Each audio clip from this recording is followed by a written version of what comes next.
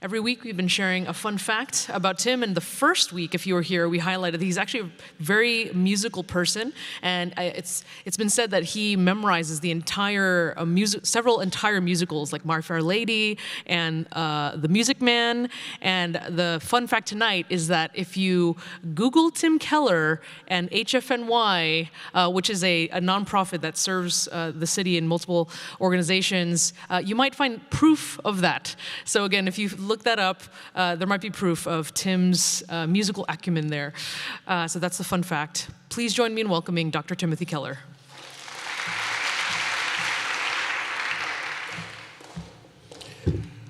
Hi. By the way, those are facts, not necessarily fun facts, actually, but unfortunately, I must admit they are all facts. So, let me. This is the last night in this series, at least this year, and let me look back and look forward, orient us.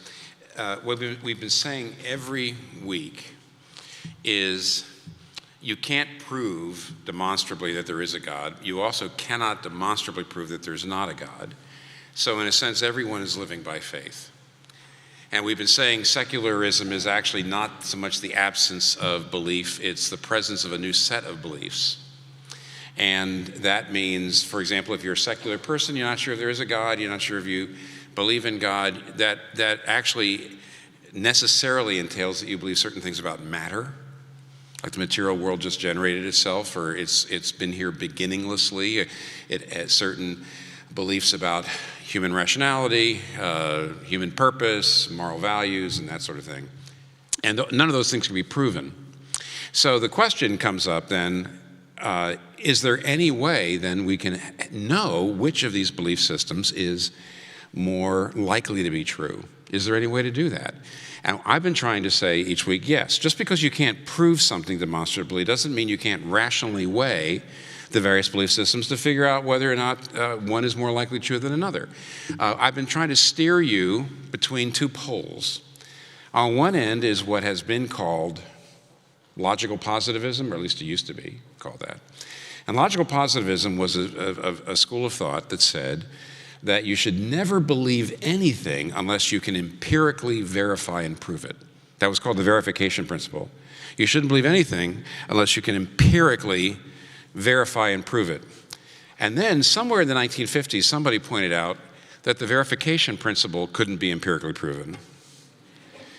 And as a result, right now today in the academic world, it'd be hard for you to find any philosophy professor anywhere that believes you must believe only things that you can be proven, or even the idea that secular beliefs could be proven. So that's one end. Though I'd say the average person often does say that to me. They're logical positivists without knowing the problems with it, and that is, I'd be happy to believe in Christianity or in God if you could prove it to me, even though logical positivism has been undermined. On the other end is what you might call perspectivalism.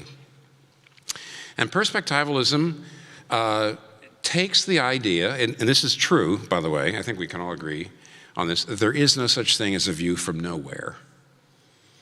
That therefore nobody's really totally objective. There is no such thing as a perfectly neutral person. That everybody has a set of beliefs, and you're sitting in a culture, and your culture has helped you form those beliefs. But perspectivalism says, therefore, there's just no way for anybody to know the truth of anything. Because you have your truth, and we have our truth. We're all sitting in our cultures, our communities of discourse, they're called by some people. Our cultures have constructed our view of truth, and there's just no way for us to figure out which one is true. Peter Berger, who was a prominent sociologist of religion, however, very famously, in a chapter, I'll give you the title in a second, very famously in one chapter pointed out that if you say nobody can know the truth because all truth is culturally constructed, well, that statement would have to be culturally constructed, and that means you wouldn't be able to know that. And what you're actually doing, you're saying everybody's got their own truth, but what you're saying there, you think that escapes the scalpel, and it doesn't. Because if everybody's got their own truth, then that very statement is something that you've just made up and have no reason why I should believe it. And so what Berger says is ultimately, his chapter is called Relativizing the Relativizers. And he says, ultimately, complete relativism, the idea that nobody can know the truth, always undermines itself. Because you get to the place where, well, how can you be sure of that? And he says, in the end, we have to go out and try to figure out which of these belief systems is most likely true. Do it humbly, do it be chastened, don't be arrogant, but you can't stop back and say nobody can know the truth. You've got to get out and find out what the truth is. Now, this middle path I've been trying to give us is called critical realism. And in critical realism, we know that you can't prove any one of the sets of beliefs, but what you can do is you can ask at least 3 questions. Which of the sets of beliefs are the most consistent with our experience? Which of these sets of beliefs are most consistent with itself? And which of these sets of beliefs are the most consistent with the evidence? Now, this year, these 7 times we've been together, we've been mainly talking about the first 2. We've been looking at things like meaning in life. You can't live without a meaning in life that helps you face suffering. You can't live without identity.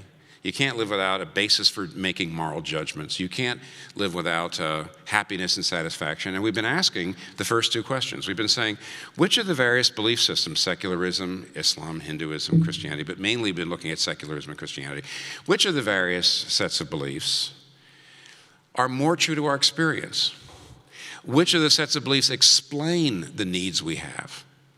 Which of these sets of beliefs seem to fit more with our experience and are things that we can live? And which of these sets of beliefs actually are consistent enough that they don't have to smuggle in things from other sets of beliefs in order to help their members live life? But we would look at that next year. This year we have one more topic. One more topic, meaning one more thing that you can't live without. And you have to ask yourself the question, how does your belief system help understand that need and help you with it? And I'm talking about the need for hope. You can't live without hope. Hope to face the future. You can't live without it culturally and personally. Let me explain what I mean. Imagine 2 women, same age, same educational background, same culture, same temperament, basically. 2 women, very much the same people. And they're hired to do a job. And they come to the factory and they're put into identical rooms and they're identical lighting and identical temperature, identical circumstances, and they're asked to do the identical thing all day, which is to put certain pieces together in the creation of some mechanism. So they're given the same job, the same situation. Everything's identical, except you tell one woman, by the way, you're going to be paid $2,000 a month. And you tell the other woman, by the way, you're going to be paid $2 million a month. So after about 2 weeks, 3 weeks, the women have lunch together. They get their lunch break. And one woman, the first woman, says, don't you think this job is tedious? I can't imagine doing it for very long. Don't you find it boring? Don't you find it tedious? And the other woman says, oh, no, it doesn't bother me. No. In fact, I whistle while I work. I mean, I'm having a wonderful time. What's going on? These women have identical circumstances, and they're interpreting their identical circumstances in radically different ways because their hopes for the future are totally different. We are irreducibly hope-based creatures, and without knowing it, we live and experience our lives right now determined by what we believe is going to happen later. Our futures determine our now. What we believe about our futures, our hopes, has an enormous impact on how we experience and how we live right now. And that's true both culturally and personally. What I mean by that is, personally, does it make any difference as to whether or not when you die, that's it? What if you believed in an afterlife? What if you believed in a particular kind of afterlife? What if you believed in a particular kind of afterlife that was actually connected to how you live now? All of those options would drastically change the way you live and even how you experience life. And then there's the cultural hope. Personal, individual hope, and cultural hope. What's our hope for the human race? What's our hope for history? What's our hope for society?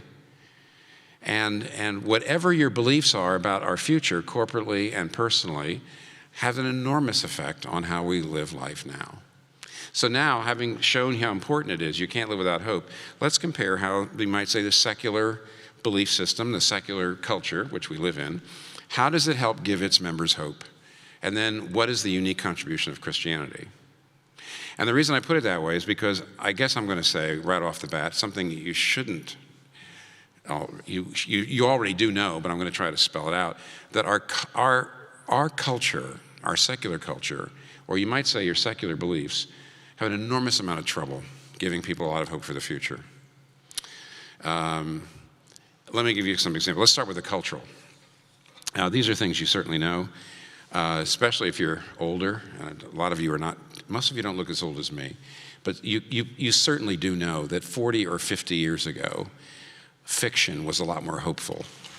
Just look at the difference between the first Star Trek and the later Star Treks. And now you have people are constantly talking about how many movies are about dystopian futures. They're about disasters. They're about, all of life, wiped out except for a few people. It's amazing, all the disaster films. In other words, the movies and our storytelling is filled with dread about the future. A second thing, of course, is our birth rates. It's true that the declining birth rates in Europe and in America amongst the most secular people, you might say, well, that's economic. Well, yes, it's true. Listen, I'm not going to go. You might ask me about this later, and I'm going to say, duh, because I don't know enough. I'm not a statistician. I'm not a sociologist. But I do know everybody says hope has something to do with it. That the cultures in which people have more hope about the future have more children, and the cultures in which people have less hope about the future have fewer children. In fact, so few children that they don't do replacement, which means cultures die out without hope.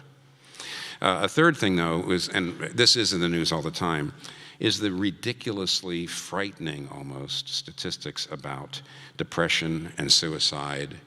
And, just for example, in the last year, there was an article. They come up like every 6 months in the New York Times. Here's one, June 7th, 2018. Defying prevention efforts, suicide rates are climbing across the nation.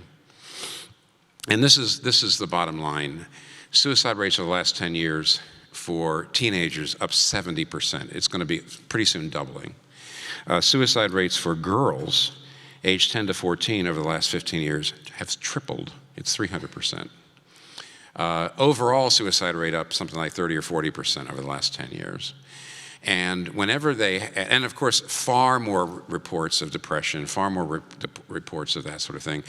And you might say, there's 2 or 3 things you can say. One is, well, there's less stigma today to go to the doctor, and maybe people are more willing to go. That still doesn't explain the incredible uptick. All college, by the way, those of you who are involved in universities and college, you know what an astounding increase in students going to mental health services for depression, anxiety, and suicidal thoughts. It's amazing. Some people, of course, say, well, the economy's not good. And so people are feeling hopeless because of the economy. Interesting fact. Here's a little interesting fact for you. Do you know that suicide rates are massively up in virtually every category, sociological category? Gender, age, and race, except for one thing. It's down amongst African American men. Did you know that?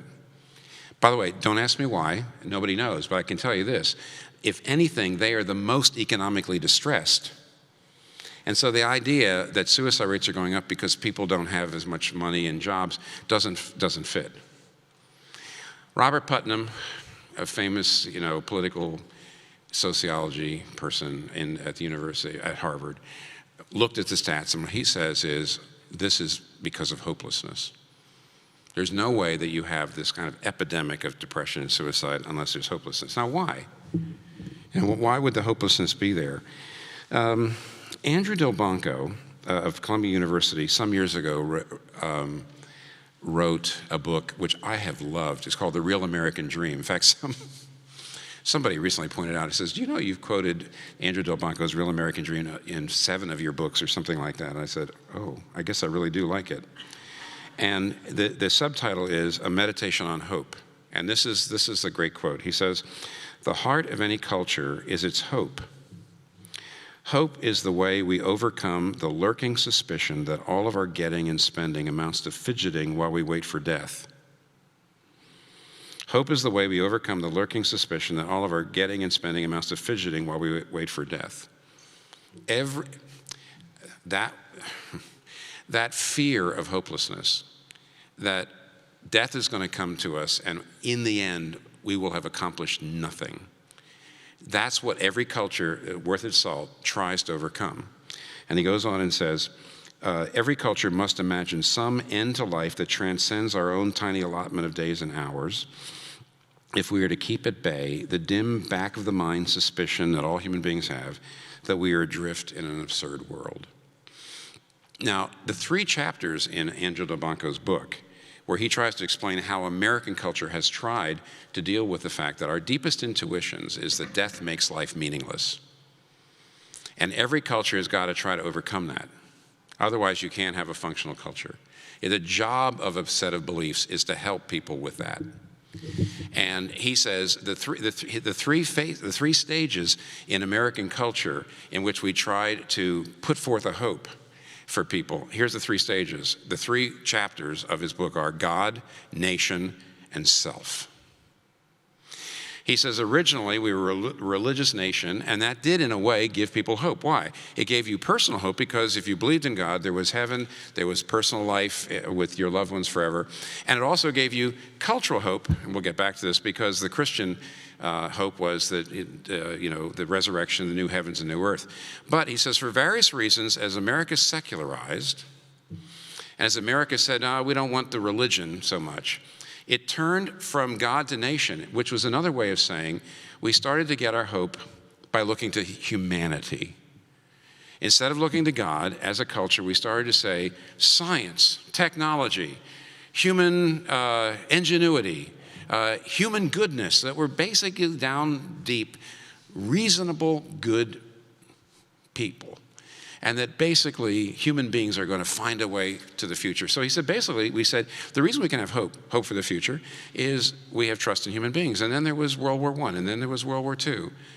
And then there was capitalist inequality.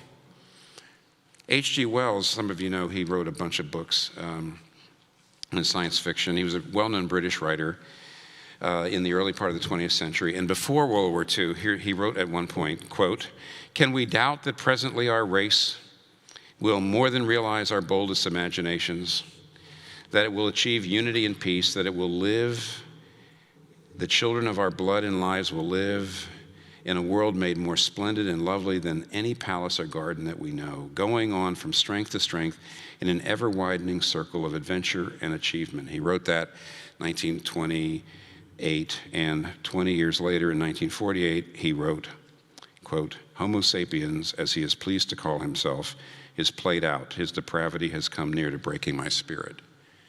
In 1850, there was a book written, a very, very well-known book, and it was a novel, 1850, called The Coral Island. And it was about a bunch of young English schoolboys who were shipwrecked on an island, and they basically built a paradise because they were away from civilization and they didn't have any of the bugaboos of civilization. They built this paradise. In the 1960s, William Golding wrote a book called The Lord of Flies. And it was basically a modern view of the Coral Island. And a bunch of English schoolboys, are shipwrecked on an island. Some of you may know the story. And they descend into savagery. And what you have there is what's happening to the hope that the human race is somehow going to pull it together. And through science and technology and sharing of our resources, we're going to build a wonderful future. That hope is playing out. It just is. And so the cultural hope is starting to diminish, and we're having trouble finding it. We're having trouble finding some way of having cultural hope. But what about personal hope? Secularism does struggle with the idea of personal hope in the face of death. A guy named Luc Ferry, who is a French atheist who wrote a wonderful book some years ago called A Brief History of Thought. He's an atheist, but he is very fair when he looks at every set. When he looks at Christianity, when he looks at Greco-Roman paganism, when he looks at the Enlightenment, he's actually remarkably fair-minded, and it's a great book to read. But at one point, he talks about, as a secular person, he talks about the enigma of death, and he says, "All religions strive in different ways to save us from the peril of death." And then he goes on to say, his secular friends often say things like this: death is really not a big deal. He quotes Epicurus. Epicurus was basically a kind of atheist, or at least a agnostic ancient Greek philosopher, and Epicurus taught that when you die, you just go away. You just go unconscious. You're just not there. When you die, that's it. And he said, why should you be afraid of that? You're not suffering. You don't know you're dead. You just stop feeling or thinking or having any kind of sensation. So basically, what is it to be frightened of? In fact, at one point, Epicurus says something like this: by definition, when I die, I am not here to worry about it. So why should I bother myself with such a pointless problem as death? Luke Ferry actually says this: this line of reasoning, in my view, is too brutal to be honest. And he goes on and says this: what makes your life most meaningful? What is it that gives you your life meaning? Love. Love. Not money, not health. If you have all this stuff and you don't have love, it's nothing. So what makes your life meaningful is love. And he said, we secular people believe that when you die, that's the end of love. That's the end of personality. That's the end of, a personal existence. And he says, to say to me that when I die, everything that means and matters to me will be taken away from me. Everything, all love will be taken away from me. And that I shouldn't be afraid of it, I shouldn't dread it. He says that's not honest. It's just not honest. So how do secular people then deal with death? Every other culture was religious. And every other culture gives you some kind of hope for life after death. But secularism says no. And as Luke Ferry says, you try to write that off and say, oh, no, it's not a big deal. When you die, that's it, and it doesn't matter. He says, I don't think you're being realistic. He says, you need to face it's a problem. So how does secular culture help its members face death? And I think one of the main ways, I've been looking and trying to figure out how they do this, and all around me for many years, and basically what they try to do, what secular thinkers try to say to people is that death is really just a part of life. Now, a popular, accessible version, I don't want you to snicker at me here, but a very well worked out a secular version of how you handle death is The Lion King. Because in The Lion King, at one point, Simba is asking his father something about death. And the father has a very wonderful lyrical answer. And he says, Simba, when we die, our bodies fertilize the ground, our bodies go into the ground and enrich the soil. And because our bodies are enriching the soil, grass comes up. And then when the grass comes up, the antelopes eat the grass. And then when the antelopes grow up, the lions eat the antelopes. And then when we die, we become, part of the ground. And he says, so actually death is really just a part of the circle of life. Remember that? He says, we're all part of the circle of life. There really is no death. Death is just a natural part of the circle of life. Which isn't bad. I've heard people also try to say, you're stardust. Eventually you're going to be part of the stardust. In other words, your organic life continues. Of course, your cells go into some other mode of existence, but you're part of the organic life, and therefore your death is really a natural part of the cycle of life. Here are some limits to that. Peter Kreeft, Boston College professor of philosophy, some years ago wrote a story, true story, about a friend he knew who had a wife who had a 7-year-old boy, her son, and his cousin died, and his cousin was only 3. So the boy was 7, the cousin was 3, and the boy comes to his mother and says, "Where's my cousin now?" Now the mother was a secular person and with integrity. I mean, you got to give her credit here. She didn't take the easy way out, which is say, oh, he's in heaven and someday we'll all see him. She didn't believe in heaven, didn't believe that. So what she said was, I'll tell you where he is. His body has gone into the ground, she said, and his ground is making fertile the soil, and as a result, food comes up out of this fertile ground that we can eat, and flowers come up that we can see. And therefore, your cousin is actually part of the ground and part of our lives. And he ran out of the room screaming, I don't want him to be fertilizer.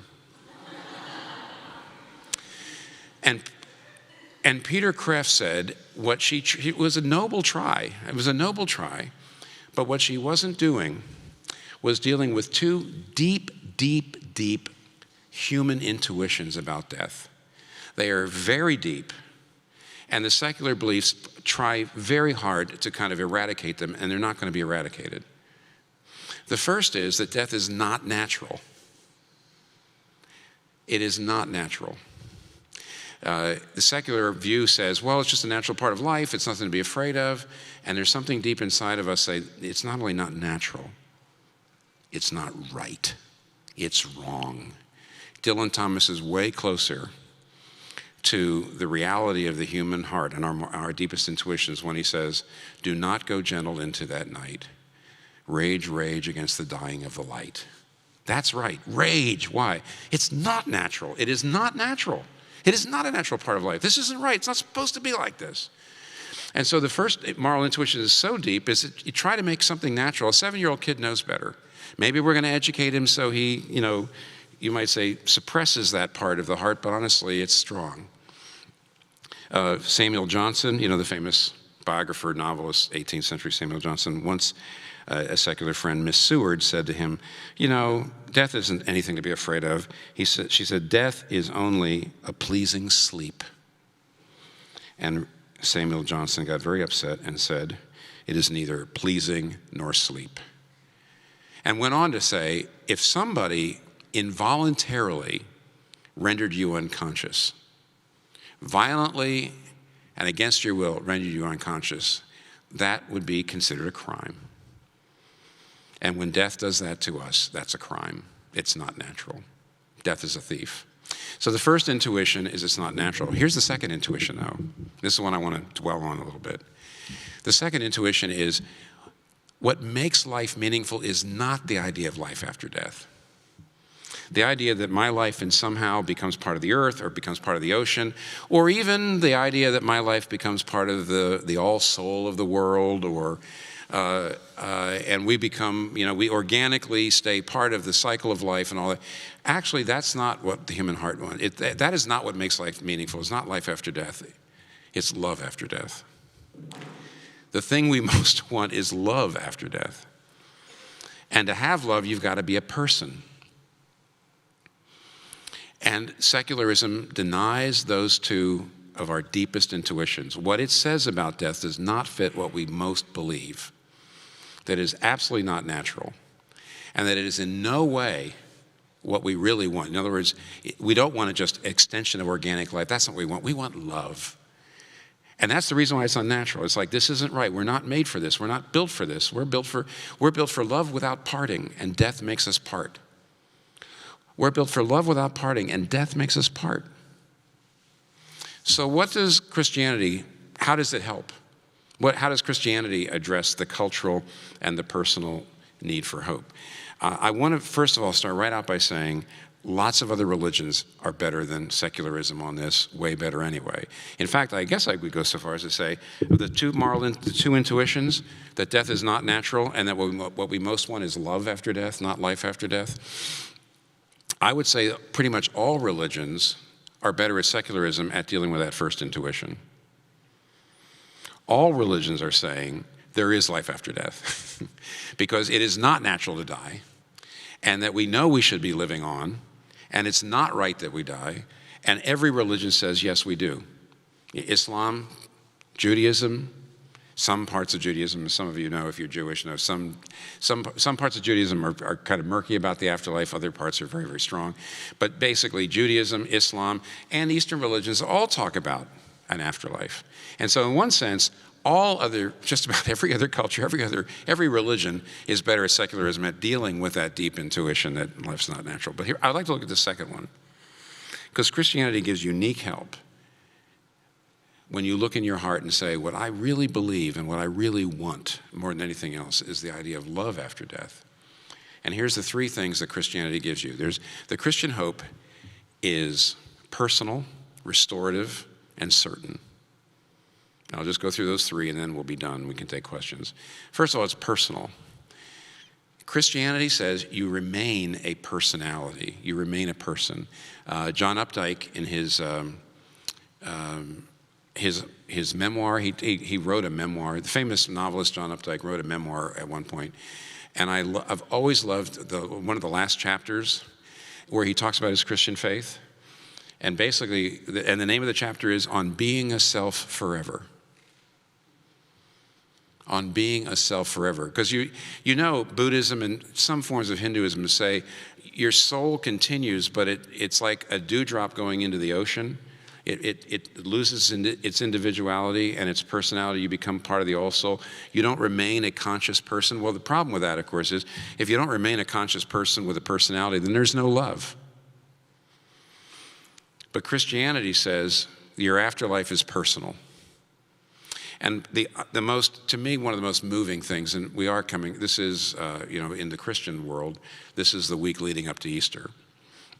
So here's my little doff of the hat to that. When Jesus Christ rose from the dead, in all the accounts that talk about it, most historians say it is very, very strange to see that all the accounts of the first eyewitnesses of Jesus after he was raised from the dead did not recognize him. But then they did. See, in other words, on the road to Emmaus, they were talking with him and then they recognized him. Or maybe you might remember, if you've heard on Easter Sunday, a lot of people sometimes speak on John chapter 20. Mary Magdalene is at the tomb. She sees the tomb is empty. Jesus shows up and she's looking at him, she's talking to him, and she doesn't recognize him. But then she does. It's odd. It's almost like is there anybody you really knew well until they were about 12? And now you're 28, and you haven't seen them since you were 12, but you were really good friends with them. You knew them very well. And one day, a woman or man, comes up to you and says, "Hey, you recognize me?" And you say, "No, I don't recognize you." I say, "It's me, it's Sally." And then you look and say, "Oh, it is." If you remember Sally at 12 and you look at Sally at 28, yeah, you can see it's Sally, but it didn't hit you. It's something like that. Historians say one of the marks of the authenticity, I know I'm not talking to you about the resurrection here tonight, but one of the marks of the authenticity of these accounts is it doesn't seem like the sort of thing you would make up. If you're making up a story about a person with a resurrection body, you would either make up the story that the body was identical, and after all, he does have the nail prints still, according to the text, either identical or completely different. But the idea was, with all the imperfections of a mortal body, a body subject to death, a body subject to disease, a body subject to decay, to take all of the imperfections out of a mortal body means you're still you. They recognize it. Oh, Sally, Jesus, it's you. And yet there's something perfect and beautiful too. What this means is, since the Bible says, Christians believe that Jesus was the firstborn from the dead. You know what that means? Christians believe we're going to be like Jesus. And you know what that means? Okay, here's my belief as a Christian.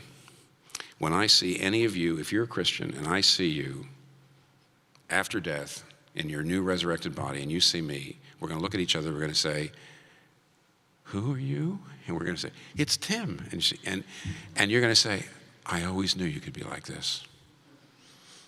I saw glimpses of it, just little glimpses of it on earth.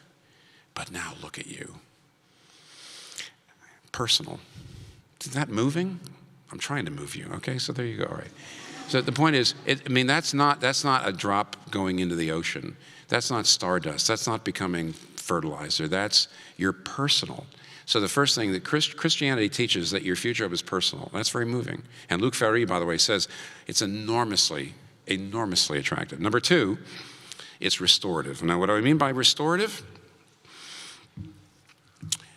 Most religions say that when you die, you go to heaven, and heaven is a consolation for the life you lost. But Christianity believes in the resurrection, which means you don't just go to heaven and live up there. Someday, God restores the world. At the end of time, he judges all things and removes all evil and removes all suffering and removes all corruption. And he actually recreates the world. And so you see, the Christian hope is not a consolation. Heaven is a consolation for the life you lost. But the Christian hope is a restoration of not only the life you lost, but the life you actually never had, always wanted to have. Now, How powerful is that as a cultural hope? You can probably find this. It's not that easy to find, but in 1947, Howard Thurman, who was an African-American civil rights leader, and he was a scholar he's long gone now, but he taught at Boston University. And he did a famous lecture at Harvard in 1947 and the name of it was The Meaning of Negro Spirituals. And he was looking at these songs, of course, and his argument was that the songs were a sung faith by the African-American slaves of their theology, especially of their future hope. Now I'm just reading, these are quotes from this lecture. See, he engaged the criticism of African-American spirituals that many critics said it's too otherworldly. You know, all this reference to crowns and thrones and the robes we would wear when Jesus returned, and the argument was, that actually didn't help the slaves. It made them too otherworldly. And Thurman really pushed back. On the contrary, he argued, this sung faith served to deepen the slave's capacity for endurance. The spirituals encompass the Christian belief in a final judgment, a day in which all wrongs will be made right. It also included a belief in personal immortality and reunion with loved ones. And out of these doctrines, this is his quote, the conviction grew, out of these Christian doctrines of the future hope, out of these doctrines, the conviction grew that this kind of universe will not be able to deny ultimately the demands of love and longing. The conviction grew amongst the slaves that this is the kind of universe that could not deny ultimately the demands of love and longing. Uniting with loved ones turned finally on the hope of immortality, and that the hope of immortality hinged on God, therefore God would make it all right. And then he went on and said, the slaves' hope, their Christian hope, in Judgment Day and the new heavens and new earth, taught people how to ride high in life, to look squarely in the face those facts that argue most dramatically against all hope, and to use those Christian facts as raw material out of which they fashioned a hope that their environment, with all its cruelty, could not crush. This enabled them to reject annihilation and to affirm a terrible right to live. Very eloquent. And at one point, there's a thought experiment done, and this is a paraphrase. At one point, he answered the objection, but you can't take all that stuff literally, the thrones and the crowns and Judgment Day. You can't take all that literally. And then he said, if such things were to be seen as mere symbols, if the African-American slaves thought they were just symbols, that would have been the end of their hope. And here's the thought experiment. Imagine sitting down with 19th century slaves and say, hey, there's no Judgment Day in which wrongdoing will ever be put right. There's no future world and life in which your desires will all be satisfied. This life is all there is, and when you die, you simply cease to exist. Your only real hope now is for improved social policy. So, with that knowledge, get out there and keep your head high and live a life of courage and love, and don't give in to despair. He says that'd be ridiculous, which shows the power of the Christian hope over the power of a secular hope. The last thing is, Christian hope, I said, is personal, it's restorative, and it's certain. And here's where Christianity does differ from every other religion. I've tried to show you Christianity differs from secularism, but it's also different from the Eastern religions that say your future isn't personal, but it's also different from Islam and Judaism because it says you can be absolutely sure that you're forgiven. You see, a religion in which I go to heaven when I die if I live a good enough life means you can never live with assurance of your future, can you? What if you could be absolutely and totally sure that no matter what happened to you, even the worst thing, even if something fell on you and you died, the worst thing that could happen to you would only make you into a bright, immortal, loving person. It would only make you perfect. What if you could be sure about that? And of course, Christianity says you can be, because your salvation is not based on what you do, it's based on what Christ has done. And when you embrace it by faith, you can have that certainty. And that certainty means, for example,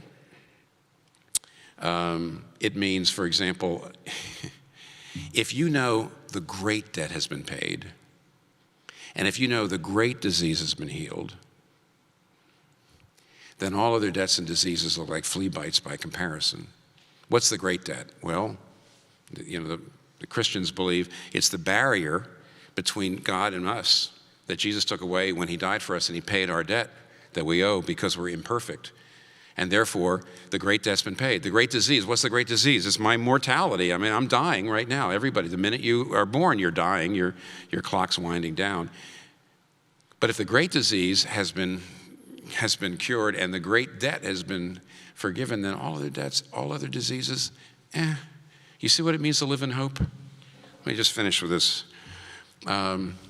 There's a place near the end of Lord of the Rings. It does not come out in the movie, even though there is actually a place in the extended version of the Lord of the Rings movie where you actually see Sam at the end as he's on his way to Mount Doom with Frodo, and they're weighted down by the power of everything, and it looks horrible. There's one place even in the movie where he sees a star in the sky. But in the book, there's a remarkable place in the book where Sam is just about losing hope. And they're both trying to sleep that night, and they can hardly sleep. And Sam looks up, and he sees a star. It says, he looks up, and he says, he saw a white star twinkle for a while. The beauty of it smote his heart. And like a shaft clear and cold, the thought pierced him that in the end, the shadow was only a small and passing thing. There was light and high beauty forever beyond its reach. Before, he had only been able to get his strength up through defiance rather than hope. But he was then thinking of himself. Now, for a moment, his own fate and even Frodo's ceased to trouble him, and he fell into a deep, untroubled sleep. Do you see what he's saying? He suddenly realized that all the evil of this world was basically a tiny passing thing. There's light and high beauty forever beyond his reach. And he had hope. And once he had hope, he says, no matter what happens, it's going to be okay. If we die now, it's going to be okay. If we complete our quest, it's going to be okay. It's going to be okay. You're going into surgery, and you don't know whether you're going to come out. There's light and high beauty forever beyond the reach of shadow. This entire world, this is the Christian idea, this entire world is a little dot of darkness, a little dot of evil and suffering. And it's in an ocean of joy and light and love. And a Christian knows if I die on the operating table, it'll be okay. Well, what about your family? They'll be okay. Everything will be okay. That's hope. So it's certain, it means you can live with that hope. It's restorative, it's personal, powerful, okay? So I don't know that there's any other set of beliefs that has the same resources. I know what some of you are going to say, and you can do this to me. Well, how do you know it's true? Well, why would you sit around to listen to any kind of presentation of why the evidence is there, which I want to do next year anyway? Why would you even sit through that unless the thought occurred to you, gee, it would be great if it was true? There's no way you're going to sit down and look at all the evidence for why it's true unless you first said, boy, it would be kind of good if it was true. And I hope you do see it would be great if it was true, because it fits the deepest intuitions of the human heart about death.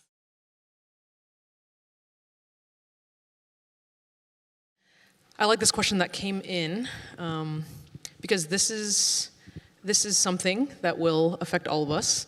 Death and taxes, they say. The taxes talk is next year. Okay, all right. So if you're wondering how Christianity thinks about that, stay tuned. So this is a personal one. Start with a personal one. So Tim, are you saying that because of the certainty that Christianity gives you, you don't worry about death or the death of your loved ones? Yes.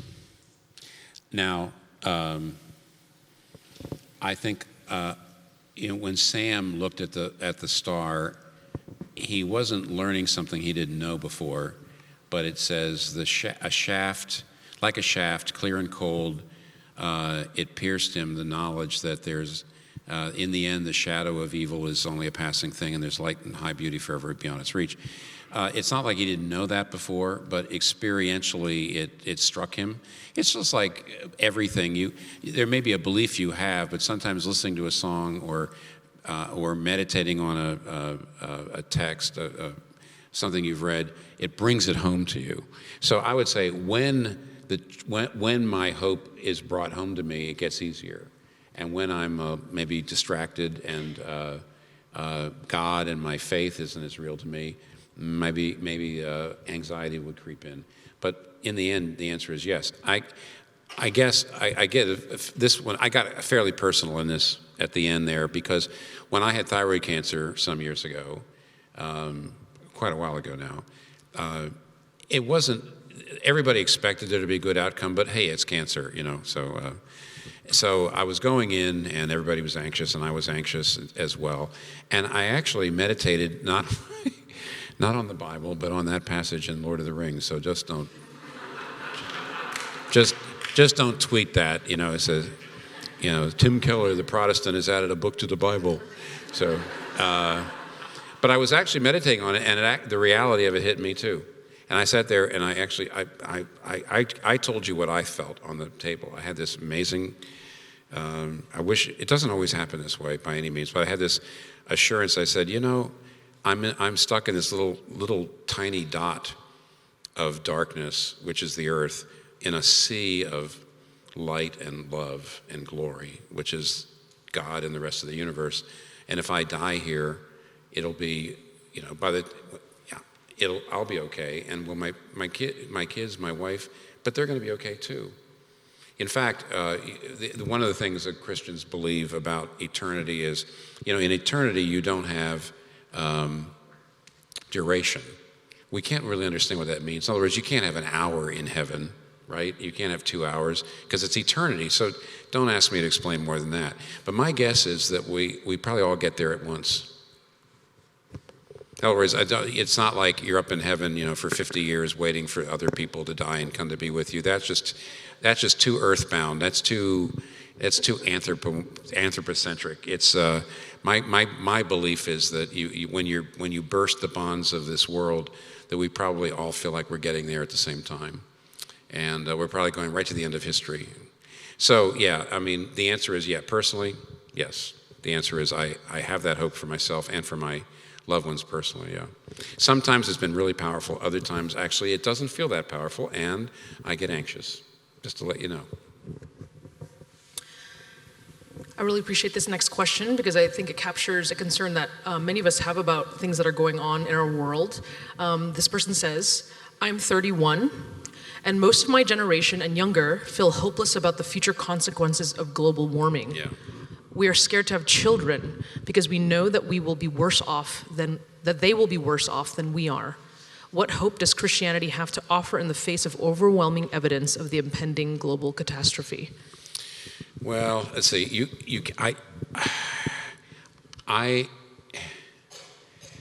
The climate change thing is only one thing that people are afraid about, even though it's a pretty bad one. There's also fears of, when I was younger, America and Russia had all the power and all the nukes.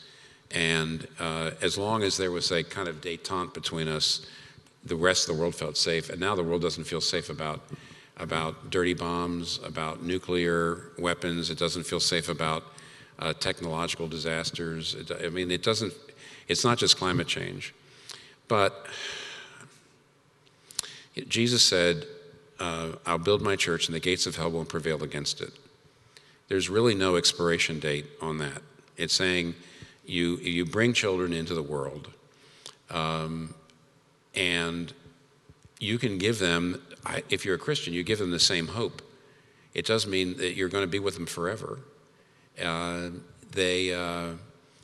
It's also true that, I got to tell you this, is that generally speaking, when things are kind of bad, it usually makes the human race get together and do great things. This is a terrible thing to say, but most of them are dying out now. But if you talk to older British people in their 80s now or 90s who went through World War II, they're always a little embarrassed about how much, in some ways, people were dying.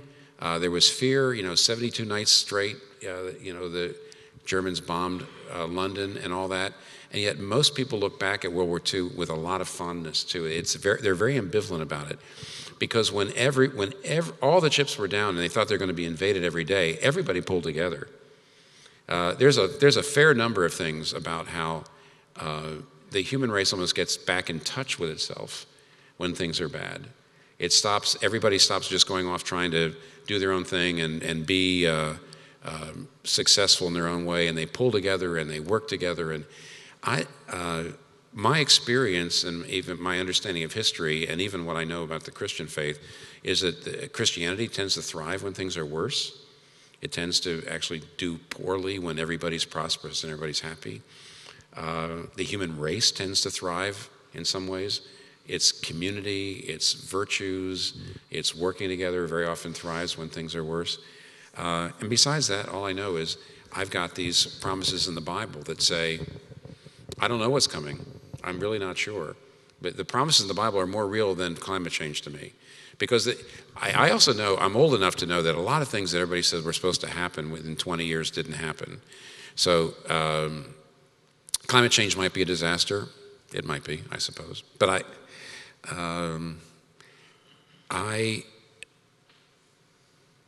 if things are bad, don't you want a family? Don't you want more people around? So I think I want to talk to you more directly. Come up and ask me more about that. But I really don't think that the fact that there might be bad times ahead is any reason to not have more people in your family, not to have more people in your church. I mean, that's when you're going to need community. So if basically people atomize, if they just go off and they stay alone and they're not living in families and they're not marrying and they're all actually more and more detached from each other, when the bad times come, we're really going to be in trouble. So go ahead and build Christian community and build human community and wait for whatever is going to happen. Besides that, you're not really sure about the future either. So. But just to follow up, isn't that potentially saying, like, just focus on now, don't think about the future? Oh, no. Look, there's now, there's the future, and then there's the ultimate future. And the ultimate future is new heavens and new earth. Do I want to, however bad things are, I've got 7 grandchildren, I've got 3 children. The idea that so many of these people are going to be with me in the new heavens and new earth, I don't know that they all will be, but I don't know how all that works. But the ultimate end is certain. The immediate end is pretty terrible, maybe. But listen, African American slaves had a brutal life, but they were able to hold their heads up and have hope in spite of the fact that they had very little in the way of prospects of social progress. They didn't think there was going to be social progress, but they did know in the end the universe was going to open to them. Remember, it said in the end your deepest longings will be fulfilled by the universe, but in the meantime it may not. So I would say as a Christian, raise up your eyes and look ahead. If you're a secular person, then I don't know how you answer the question about climate change, because that might be the end of the world. But for Christians, it can't be. I don't mean things will get better. I mean, I don't know. But I just know there's going to be a new heavens and new earth wherein dwelleth righteousness. Okay. When you think of hope, you alluded to multiple communities, individuals who experience a great deal of suffering, but just wanted to give another opportunity to speak more to how suffering can rob us of hope. This person says, how do you find hope when facing relentless chronic pain and debilitating suffering? I feel like God is letting me waste away rather than let me live my life. Well, read Johnny Erickson's books. She's a quadriplegic. Somehow she's lived to age 70, even though she's been in a wheelchair since she was 18. I think she would say that it's her hope that, she says, I can't wait for my resurrection body. She says, I'm going to dance. She looks ahead of the now. My first illustration was you experience the present in light of what you believe about the future. And I would say that I know, Johnny's second book, by the way, it's spelled Joni. I know it sounds like I'm saying, it's not Joni, it's Johnny, it's how it's pronounced. It's Johnny Erickson. Johnny Erickson Tada, Tada. And if you find any of her books, they're great. But her second book was called A Step Further. And there she talks a fair amount about the handling the fact that God has obviously given her this. The point is, she's going to spend the rest of her life in a wheelchair. And read that. I haven't suffered like that. And whatever you've asked Whoever it is that asked that question, I am sure I haven't suffered like you have either.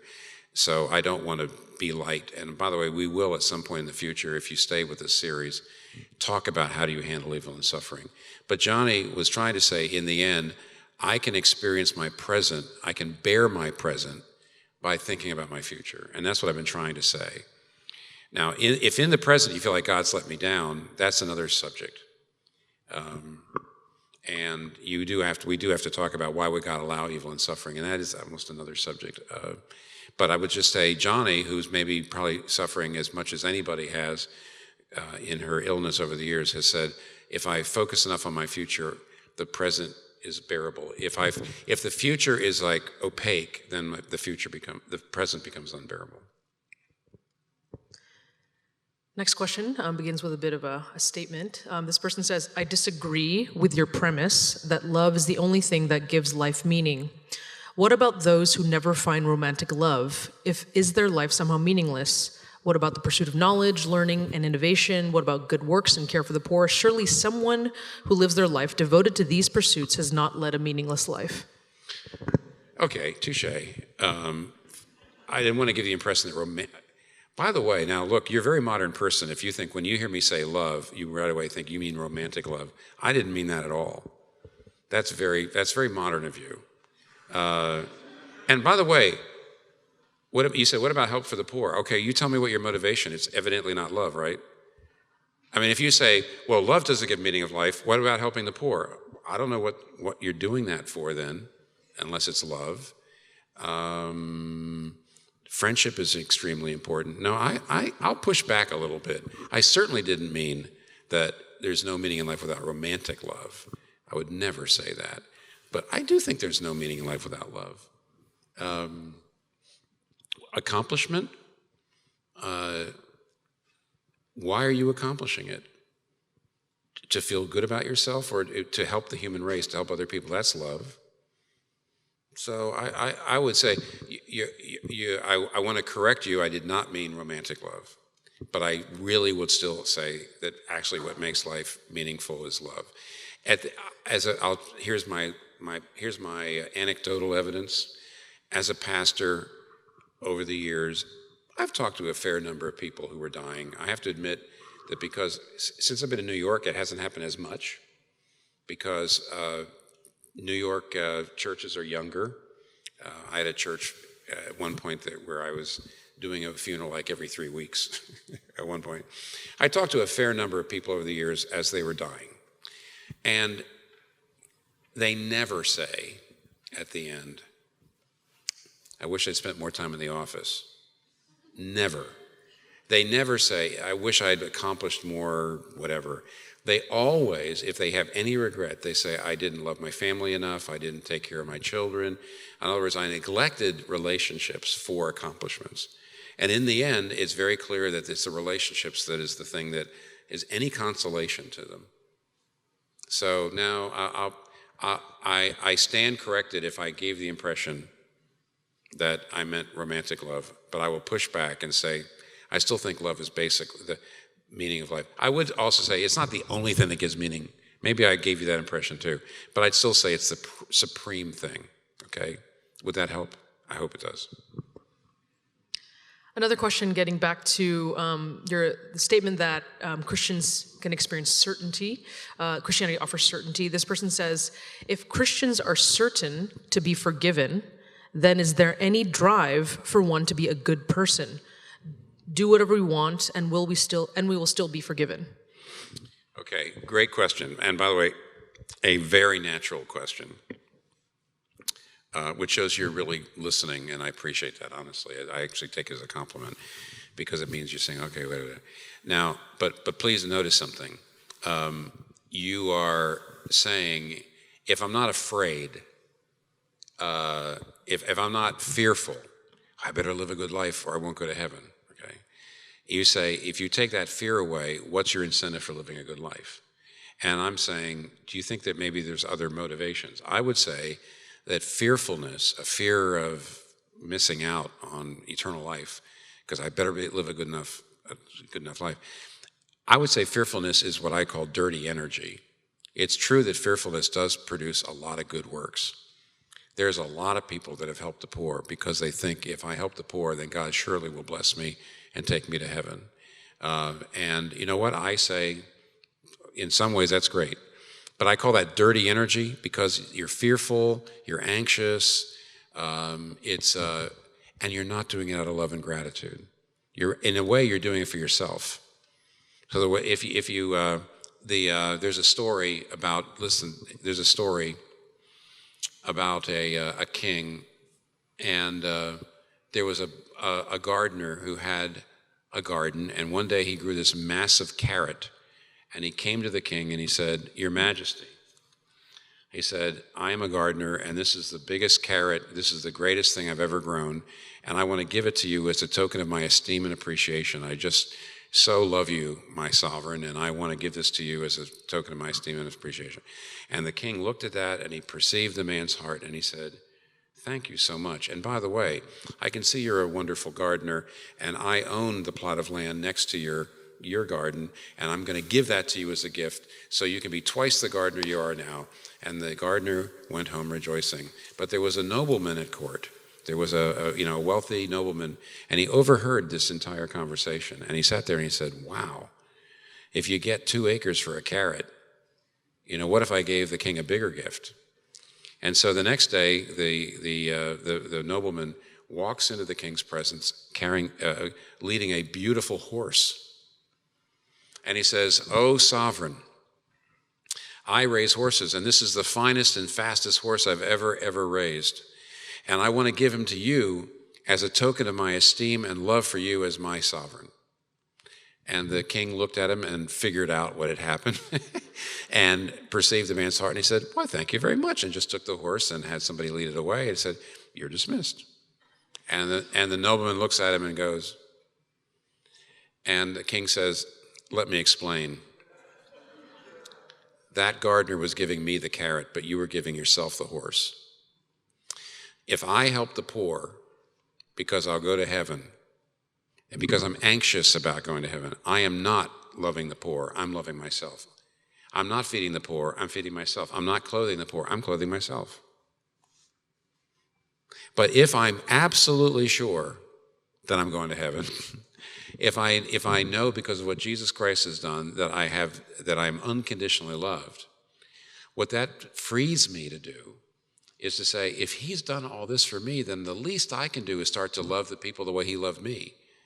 And then when I help the poor, I'm actually loving the poor. I'm not loving myself. See? I'm giving the poor my money. Whereas if I'm anxious, I'm not giving the poor my money. I'm actually doing it out of fear, and therefore I'm giving myself the money. Got it? So if you say, when I lose my fear and anxiety, I don't have any incentive to live a good life, what you're saying is the only incentive you had to live a good life was fear and anxiety. Isn't there any other motive? Sure there is. Love and gratitude.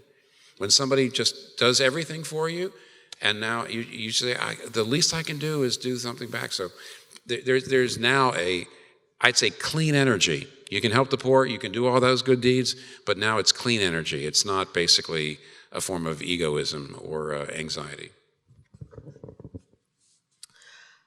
Tim, this is to clarify something you said. I'm sure things I say need clarification. I do think. You highlighted that Christian certainty can bring hope because an ultimate debt is paid, or there's an ultimate disease that it addresses. Can you expound on what you mean? What is this ultimate debt? Yeah, when I got to the end, I looked at my watch. I looked down here at this little my shot clock, and I said, "Oh, time's up." And I probably was a little too fast on this. If the big debt, Christians would say the big debt is my debt to God. I have not lived as I should. If God created me and keeps me alive every second, I should live for him, right? And it would be unjust not to. I mean, if the story I could tell you a story. Imagine a woman who, slaved away to help her son go through college. She's a single mother, nothing in the way of money, and so she worked 3 jobs and put her son through college. And after the son gets out of college, gets a great job, he never comes to see his mother. Hardly acknowledges her. Would that be just? No. Why not? because he owes her so much. He ought to be loving her and doing things for her and acknowledging her. Right. But you owe far more to God, if there is a God, than he owed to his mother. Do you acknowledge him? Do you live for him? Do you love him? No, we don't. Nobody acknowledges him the way we ought to. Nobody lives for him like we ought to. We all are guilty, therefore, of an injustice, if there's a God. Now, if you don't believe in God, like I said, come back next year when we do this, and we'll talk about that. But the point is, if there's a God, you owe him, and therefore there's a debt. And Christians believe that Jesus Christ paid that debt. Another way to put it is, the fact that we are dying, the fact that we're mortal, is a disease. It's called sin. And we weren't originally created by God to die, but because of sin is like a spiritual disease, and as a result, we die. But if you believe that in Jesus Christ, the great debt has been paid, and if you believe in Jesus Christ, the great disease, as it were, has been healed. It doesn't mean you don't die, but the fact of the matter is it's not fatal, because all that death can do to you now is make you a better person. You realize that? That's the Christian view. So if you know that the only disease that can really kill you forever, and the only debt that can really kill you forever has been paid and has been cured, then all other debts and all other diseases look small by comparison. So there's a little more exposition of that. Well, so this person agrees of some of the things, like, for example, they say, I understand that Christianity gives people validation to soothe their fears and hopelessness. So they see that. But the question is, but how does this prove that Christianity is true? Richard Swinburne was a philosopher, I guess he's still alive, at Oxford for many years. And at one point he said, scientific theories are basically explanatory theories. So the way a scientific theory works is you see a phenomenon, and then you say, what theory would explain the phenomenon? If the existing physics theory doesn't explain the phenomenon, then you change the theory to explain the phenomenon so that you now have a theory that is more accurate. He says that's basically how theories work. Scientific theories are always changing. He says no theory is ever usually completely proven. They're just constantly updated and they're getting more and more accurate, we believe. Scientists believe they're getting more and more accurate because when a new phenomenon comes, you try to explain it and you change the theory to explain it. I'm trying to say secularism doesn't explain the things we know about moral absolutes or about meaning, or it doesn't do a very good job. But you're right. I haven't done the more intellectual side. I've done more the existential side, especially tonight. But I hope it was helpful. But no, it doesn't stand alone as a proof. No, it doesn't. Okay, so someone is asking, so like if I buy into this Christian hope, but if I have friends and family that do not agree or believe as I do, and they face death, that would remove my hope. How do I proceed? Well, God is more merciful than we are. What I usually have said over the years, nowadays, if I talk to people who are wrestling with this, most people don't want to believe, or they're not real happy with the idea that God would just simply save everybody. I mean, there are very evil people. There are very evil things that have happened. And if you want a just God, and don't you want a just God? I mean, it's interesting. 30 years ago, an awful lot of people told me, I just want a loving God. Young people today, by the way, are not that big on a God who doesn't judge evil. And I think that's right. I want to affirm that intuition, even on the part of atheistic people that I talk to. They say, if there is a God, I would want a God who judges, and therefore that the evil is judged. Okay, so that means not everybody, in a sense, gets into the new heavens and new earth. Okay? But then the question is, who does? And as far as we know, we say, here's Christ, believe in Christ, and that's the way for you to know. Beyond that, what we just try to say is, only God knows the heart. Only God, and God is much more merciful than you are.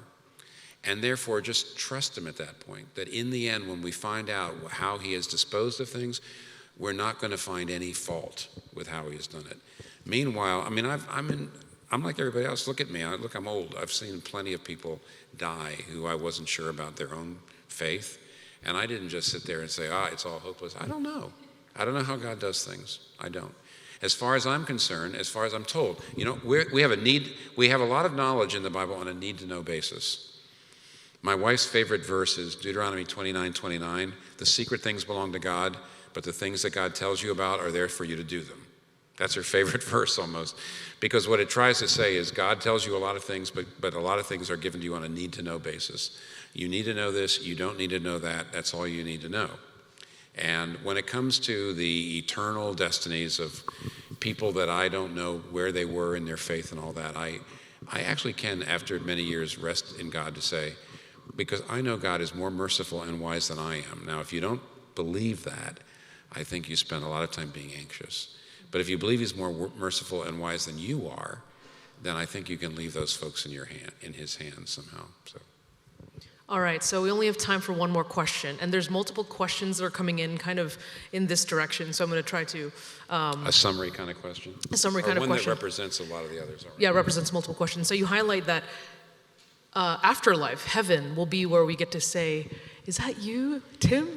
That's where the glorious experience will be. So people are asking, therefore, why is life necessary if eternity is everything life wants to be? Is life a type of payment for passage to heaven? No, I wouldn't use the word payment, but you're right. The intuition behind your question is that, is life on earth necessary for the future glory? And evidently it is. Let me just give you, my guess is the reasons are probably far more than we can intuit. But let me just give you one example of this. Somebody once said,